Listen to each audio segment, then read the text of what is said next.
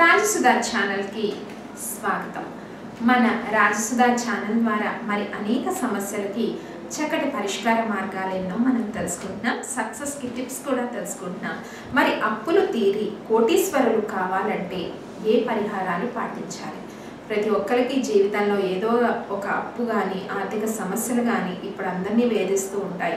మరి అప్పులు తీరి అందరూ కోటీశ్వరులు కావాలి అంటే ఎలాంటి పరిష్కార మార్గాలు పాటించాలో చూద్దాం. సాధారణంగా కోటీశ్వరులు కావాలి అని అందరూ అనుకుంటారు. ధనవంతులుగా మనము అవ్వాలి అంటే పెట్టి పుట్టాలి అంటారు. పెట్టి అంటే దానం చేయడం. అంటే క్రితం జన్మలో మనం ఏదైనా పుణ్యం వెనక తెచ్చుకున్నామంటే దానం వల్ల మనకి పుణ్యం వస్తుందట. చాలా వరకు అంటే ఏది మనం దానం చేస్తామో అదే మనం సంపాదించుకునేది. అంటే బ్యాంకులో ఎలాగైతే క్యాష్ డిపాజిట్ చేసినప్పుడు క్యాష్ అవసరానికి ఎలా డ్రా చేస్తామో అలాగే పుణ్యాన్ని డిపాజిట్ చేసుకోవాలి. క్రితం జన్మలో కానీ ఈ జన్మలో కానీ దానం ఇచ్చి మరి పాత్రత చూసి దానం ఇవ్వాలి. ఎవరికి పడితే వాళ్ళకి దానం ఇస్తే పుణ్యం బదులు పాపం చుట్టుకుంటుంది.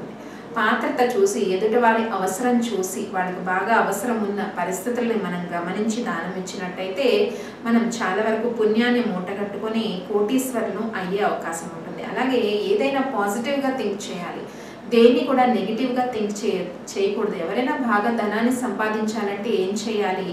ధనవంతులతో స్నేహం చేయాలి. అయితే చాలా వరకు మనకన్నా మంచి పొజిషన్లో ఉన్న వాళ్ళతో మనం స్నేహం చేసినట్టయితే వాళ్ళ యొక్క పాజిటివ్ ఎనర్జీ మనకి చాలా వరకు ట్రాన్స్ఫర్ అయ్యే అవకాశం ఉంటుంది. ఎవరైనా కూడా మంచి ఆలోచనలు కలిగి ఉండాలి, మంచి కుటుంబాన్ని కలిగి ఉండాలి, చక్కగా ధనవంతులుగా ఉండాలి, దానాలు చేయాలి, సత్ప్రవర్తన కలిగి ఉండాలి. ఇవన్నీ కూడా అష్టైశ్వర్యాలు అంటారు మనిషికి.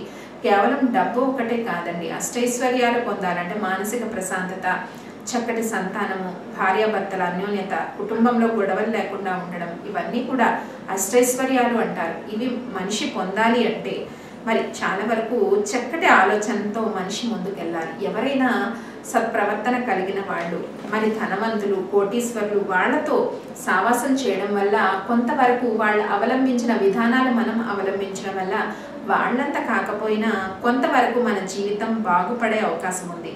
ఎప్పుడు కూడా సజ్జన సాంగత్యం అన్నారు మన పెద్దలు, దుర్జన సాంగత్యం అనలేదు.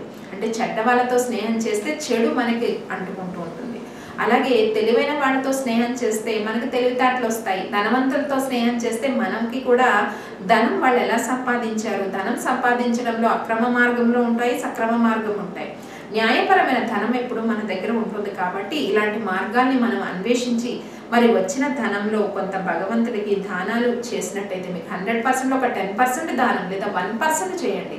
ఈ రకంగా చేసినందువల్ల మీ దగ్గర ఉండే ధనము పాపపు సొమ్ము కాదు, న్యాయపరమైన సంపాదన అవుతుంది. కాబట్టి ఎప్పుడు కూడా దానం చేస్తే పుణ్యాన్ని మూటగట్టుకుంటాం. అలాగే కోటీశ్వరులు అవ్వడానికి కొన్ని పరిష్కార మార్గాలు, మరి ఇంట్లో చక్కగా ఉత్తరానికి చక్కటి నీటి ఒక చిన్న ఒక బౌల్లో నీటిని వేసి దాంట్లో పూలని పుష్పాలని ప్రతిరోజు పెడుతూ ఉండండి ఉత్తరానికి.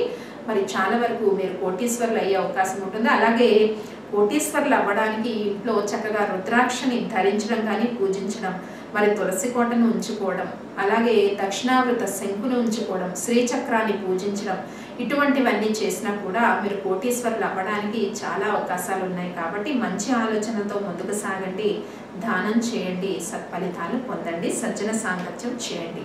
మరిన్ని పరిష్కార మార్గాల కోసం సబ్స్క్రైబ్ చేయండి రాజసుధా ఛానల్. ఈ వీడియో మీకు నచ్చినట్టయితే లైక్ చేయండి, షేర్ చేయండి, సబ్స్క్రైబ్ చేయడం మాత్రం మర్చిపోద్దు. వీక్షించండి రాజసుధా ఛానల్.